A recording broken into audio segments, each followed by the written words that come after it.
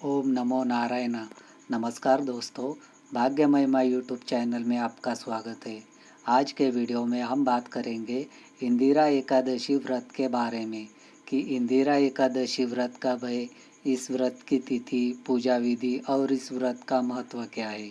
आगे बढ़ने से पहले दोस्तों, अगर आप हमारे चैनल पर पहली बार आए हैं तो इसे सब्सक्राइब ज़रूर कर लें ताकि हमारी आने वाली ऐसी ही नई वीडियो की अपडेट सबसे पहले आपको मिले।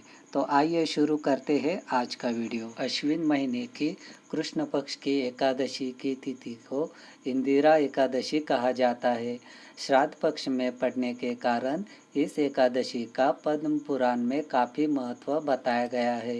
इंदिरा एकादशी सबसे महत्वपूर्ण और धार्मिक हिंदू त्योहारों में से एक है जो भगवान विष्णु की पूजा करने के लिए है। हिंदू कैलेंडर के अनुसार यह त्यौहार भाद्रपद या अश्विन महीने के कृष्ण पक्ष के दौरान 11वें दिन पर मनाया जाता है। अंग्रेजी कैलेंडर के अनुसार यह त्यौहार सितंबर या अक्टूबर महीने में मनाया जाता है। यदि एकादशी पितृपक्ष में आती है तो इसे एकादशी श्राद्ध भी कहा जाता है, क्योंकि यह पक्ष पूर्वजों की पूजा करने और प्रार्थना करने के लिए समर्पित है। इंदिरा एकादशी का उपवास और भगवान विष्णु की पूजा करने के पीछे प्राथमिक उद्देश्य सभी पिछले पापों की क्षमा मांगना है। इस त्यौहार में भी बहुत महत्व है, क्योंकि यह मृत पूर्वजों को मोक्ष देने में मदद करता है। इंदिरा एकादशी के व्रत से मनुष्य को यमलोक की यातना का सामना नहीं करना पड़ता है।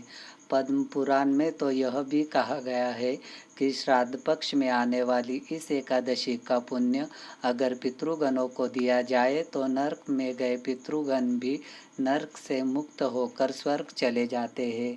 साथ ही उनको वैकुंठ धाम की प्राप्ति भी होती है। पद्म पुराण के अनुसार सच्चे मन से जो भी भक्त इंदिरा एकादशी का उपवास रखते हैं और भगवान विष्णु की विधि विधान से पूजा करते हैं, उनको वैकुंठ धाम की प्राप्ति होती है। इंदिरा एकादशी के व्रत के विधान में बताया गया है कि इस दिन विष्णु सहस्त्रनाम और विष्णु सतनाम स्तोत्र का पाठ करना चाहिए। अगले दिन द्वादशी तिथि को व्रत का पारायण करना चाहिए, सदाचार का पालन करना चाहिए और सच्चे मन से पूजा पाठ करनी चाहिए ताकि पितरों को मुक्ति मिल सके।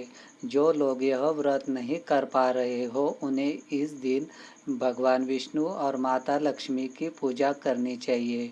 इस दिन सात्विक भोजन करें और पर निंदा से बचना चाहिए। शास्त्रों में बताया गया है कि जो सात्विक आचरण करते हैं उन्हें भी पुण्य की प्राप्ति होती है। अब जानते हैं इंदिरा एकादशी व्रत की पूजा विधि के बारे में। सबसे पहले सुबह उठकर भगवान का ध्यान कर व्रत करने का संकल्प करें। उसके बाद स्नान कर साफ कपड़े पहने। स्नान तथा स्वच्छ वस्त्र धारण करने के बाद पूजा प्रारंभ करें।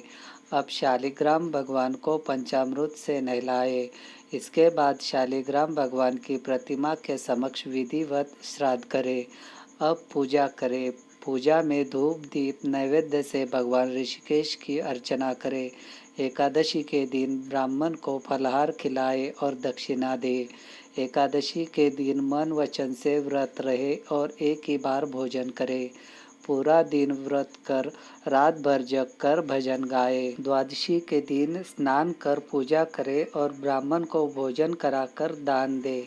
अब जानते हैं इंदिरा एकादशी व्रत की कथा के बारे में। महिष्मती नाम की नगरी में राजा इंद्रसेन धर्मात्मा थे। प्रजा भी सुख चैन से रहती थी। उन्होंने समाज की भलाई के लिए कई कार्य किए थे। एक दिन राजा ने सपने में अपने पिता को नर्क की यातना सहते देखा। पिता ने कहा कि मुझे नर्क से मुक्ति दिलाने के लिए उपाय करो। इस सपने से राजा इंद्रसेन काफ़ी परेशान हो गए। राजा इंद्रसेन ने अपने सपने के बारे में नारद मुनि को बताया और उनसे सुझाव मांगा। तब नारद मुनि ने इंदिरा एकादशी के व्रत करने का सुझाव दिया।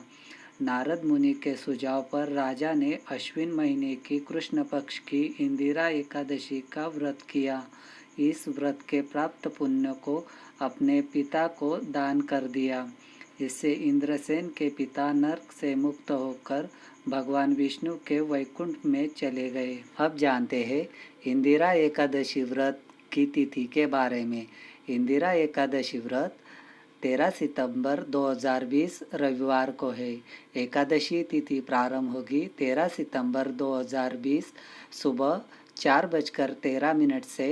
एकादशी तिथि समाप्त होगी 14 सितंबर 2020 सुबह 3:16। तो दोस्तों आज के वीडियो में बस इतना ही।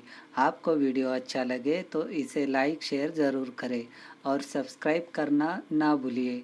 हमारे साथ आखिर तक बने रहने के लिए धन्यवाद।